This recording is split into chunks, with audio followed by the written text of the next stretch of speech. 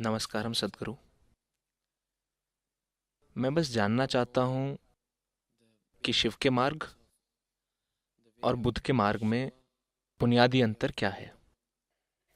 It's very easy to talk about Buddha's way. Buddha के मार्ग के बारे में बात करना बहुत आसान है क्योंकि ये बहुत लॉजिकल है, ये काफी आसान है और ये एक बहुत लंबी प्रक्रिया है। गौतम ने लोगों को आम तौर पर जो तरीके बताए वो हमेशा कई जीवन कालों तक के लिए थे। आप इसे आज साफ तौर पर देख सकते हैं। बौद्ध भिक्षु हमेशा इस बारे में बात करते हैं, खासकर तिब्बत के बौद्ध, जिनका बौद्ध संप्रदाय आज दुनिया में सबसे ज्यादा प्रसिद्ध है, कुछ राजनीतिक कारणों से।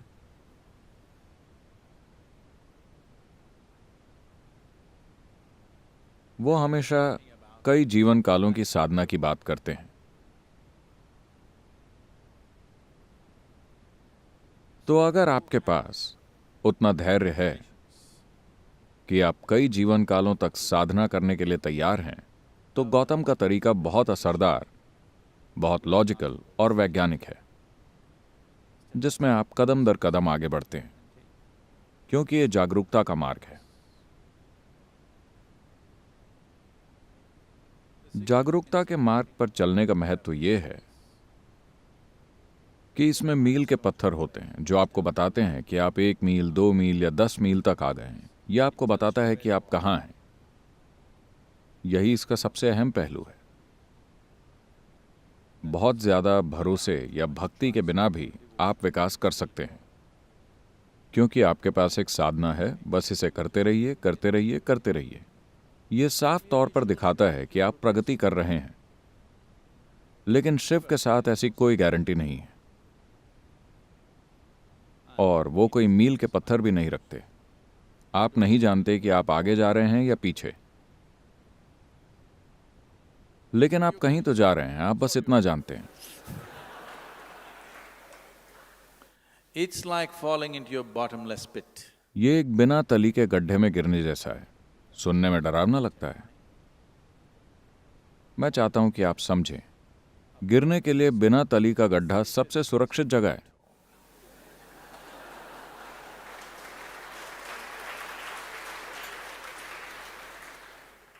तली वाला गड्ढा खतरनाक होता है। बिना तली वाला गड्ढा पूरी तरह से सुरक्षित है। आपका जीवन पूरा हो गया अगर आप बस इसमें कूद जाएं। बस हो गया, आप बस गिरते रहते हैं।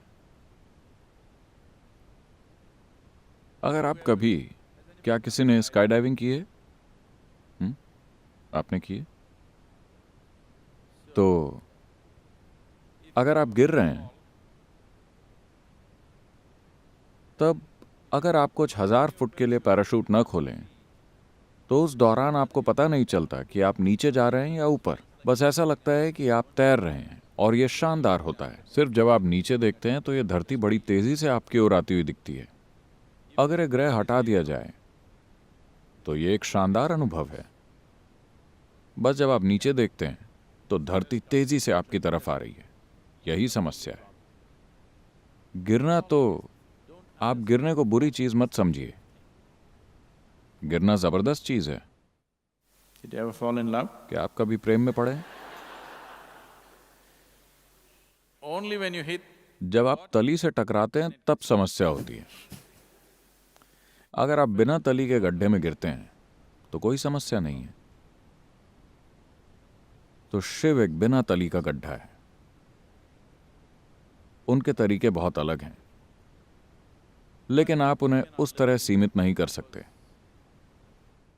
With 7 different 7 अलग अलग शिष्यों के साथ सप्तऋषि, प्राचीन काल के 7 जाने माने ऋषि, उन्हें शिव ने 7 बुनियादी तरीके सिखाए जिनसे कोई इंसान अपनी चेतना की गहराइयों में जा सकता है। इन 7 से वो 7 के मल्टीपल्स में और आगे तक गए, और उन्होंने 112 अलग अलग तरीके सिखाए और कहा बस इतना ही है। एक सुंदर कहानी है। कहानियों के लिए समय नहीं है। तो उन्होंने 112 अलग अलग तरीके बताए जिनसे कोई इंसान अपने चरम तक पहुंच सकता है। और ये 112 तरीके शरीर के 112 चक्रों से जुड़े हैं। असल में चक्र 114 हैं, लेकिन उनमें से 2 शरीर के बाहर हैं। उन दोनों को उन्होंने छोड़ दिया और उन्होंने कहा कि जब आप शरीर में हैं तब आत्मज्ञान प्राप्त करने के 112 तरीके हैं। That means इसका मतलब है कि शरीर का हर चक्र, ऊर्जा तंत्र के मिलने का हर बिंदु परम ज्ञान की प्राप्ति का एक मार्ग है। तो उन्होंने कुछ भी नहीं छोड़ा। तो बुद्ध उनके काम का एक छोटा सा अंश है। मैं आपको समझाना चाहता हूं कि गौतम खुद जंगल में जाकर यूं ही नहीं बैठ गए। उन्होंने अपनी साधना के पहले 8 साल देश भर के विभिन्न गुरुओं के साथ बिताए। और इस आध्यात्मिक प्रक्रिया का पूरा आधार, ये ज्ञान, वास्तव में शिव से ही आया है। wherever it is, ये दुनिया के जिस भी हिस्से में है, बुनियादी आध्यात्मिक प्रक्रिया इसी आधार से आती है। और इसे कितने ही अलग अलग रूपों में दुनिया के विभिन्न हिस्सों में ले जाया गया है। they look so different. ये इतने ज्यादा अलग अलग इसीलिए दिखते हैं क्योंकि ये 112 तरीके एक दूसरे से पूरी तरह से अलग दिखते हैं। So what is the difference? तो शिव और बुद्ध में क्या अंतर है? ये सवाल उपयुक्त नहीं है। बुद्ध ने शिव के किस पहलू पर काम किया? उन्होंने जागरूकता के मार्ग पर काम किया, जो बस एक पहलू है। ये काफी एक आयामी है। लेकिन गौतम बुद्ध का महत्व ये है कि उनका तरीका बहुत वैज्ञानिक और क्लिनिकल है। वो एक लॉजिकल माइंड को अच्छे लगते हैं। लेकिन शिव तो बस वो इस तरह भी बैठते थे। कई बार वो एक तपस्वी की तरह बस अचल होकर बैठते थे, लेकिन कई बार वो किसी पियक्कड़ की तरह मतवाले होकर नाचते थे। वो हर तरह की अवस्थाओं में होते थे क्योंकि उन्होंने खुद को किसी खास आयाम से सीमित नहीं किया। उन्होंने जीवन के हर पहलू को एक्सप्लोर किया। So what you तो आप जिसे बुद्ध का मार्ग कहते हैं वो बस एक पहलू है इन 112 मार्गों में से। और बहुत से दूसरे लोग तमाम दूसरे पहलू लेकर आए, लेकिन वो एक एक मार्ग रहे हैं। इन 7 शिष्यों में से, इन सप्त ऋषियों में से जो ऋषि दक्षिण की ओर गए, दक्षिण का मतलब है जो भी जगह हिमालय के दक्षिण में है। मैं सभी मुंबई वासियों से कह रहा हूं, हिमालय के दक्षिण में जो भी है वो दक्षिण है। तो अगस्त्य मुनि दक्षिण की ओर गए और वो खासकर विंध्य पर्वतों से आगे की तरफ सक्रिय हो गए। the Vindhya mountains, आपने विंध्य पर्वत की वो कहानी तो सुनी होगी, जब वो अगस्त्य मुनि के सामने झुक गया था और वो कभी वापस नहीं आए। तो आपको वो कहानी पता है? नहीं? आपको भारत के बारे में कुछ चीजें जाननी चाहिए। तो उन्होंने अपना विस्तार खासकर दक्कन के पठार में इस तरह किया कि उन्होंने वहां की हर इंसानी बस्ती को छुआ। आप जहां भी देखें, आप अगस्त्य मुनि के किस्से सुनेंगे। और उन्होंने ये एक्शन फॉर रूरल रिजुविनेशन शुरू किया। and he started this action for rural rejuvenation. उन्होंने एक भी इंसानी बस्ती को नहीं छोड़ा। वो हर किसी के जीवन में आध्यात्मिक प्रक्रिया को लेकर आए। कहा जाता है कि वो 4000 साल से ज्यादा जिंदा रहे। हमें नहीं पता कि वो कितना जीवित रहे, लेकिन उनका जीवन काल एक सामान्य जीवन काल नहीं था। यह असाधारण रूप से लंबा था। जब आप उनके द्वारा चले गए मीलों को गिनते हैं, The mileage that he covered, अगर आपने उनके साथ एक स्पीडोमीटर लगाया होता और ये देखा होता कि उन्होंने कितना रास्ता तय किया, तो आपने देखा होता कि वो समय का असाधारण लंबा दौर था। हम नहीं जानते कि ये 400 साल था या 4000 साल।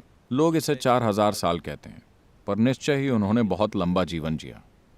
और उन्होंने हर इंसानी बस्ती को छुआ और ये पक्का किया कि आध्यात्मिक प्रक्रिया उनके जीवन में एक जीती जागती हकीकत बन जाए। आज भी हमें उनके किए काम का फायदा मिल रहा है। दक्षिण भारत आज भी उनके काम का लाभ उठा रहा है। बिना किसी कारण के यहाँ एक तरह की स्थिरता जो आपको दिखाई देती है, ये उनके काम का नतीजा है, Because he brought yoga. क्योंकि वो लोगों के जीवन में योग को किसी लेबल के बिना, किसी ढांचे के बिना, बस एक जीवन प्रक्रिया की तरह लेकर आए। आप सुबह उठकर जिस तरह से दांत साफ करते हैं, खाना पकाते हैं, खाते हैं, इस सब को उन्होंने एक आध्यात्मिक प्रक्रिया बना दिया और हम आज भी इसके फायदे उठा रहे हैं।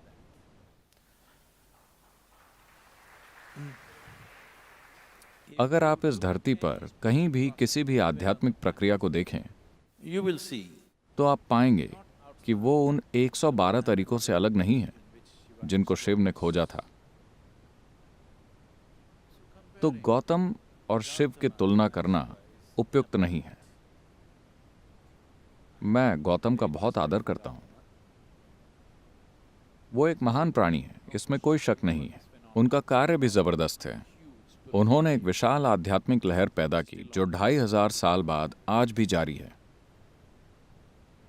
लेकिन यह तुलना के योग्य नहीं है, किसी भी तरह से तुलना के योग्य नहीं है।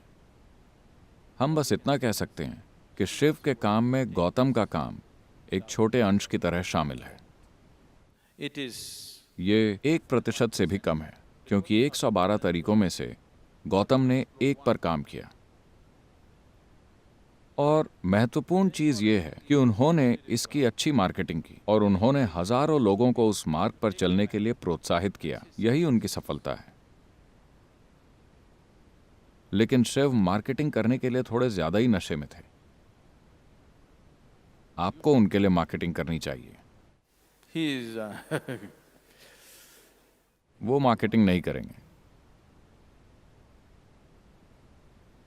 लेकिन फिर भी मुझे आमतौर पर यह माना जाता है आज से 40 से 60 हजार साल पहले उन्होंने अपना काम शुरू किया था। लेकिन 60,000 साल या 40,000 साल बाद भी यह जीवित है। आप इसे नष्ट नहीं कर सकते। आप इसे नष्ट नहीं कर सकते। जब तक मेरा जीवन पूरा होगा, मुझे यकीन है कि जितने लोकप्रिय वो आज हैं, मैं उन्हें उससे थोड़ा और लोकप्रिय बनाकर जाऊंगा।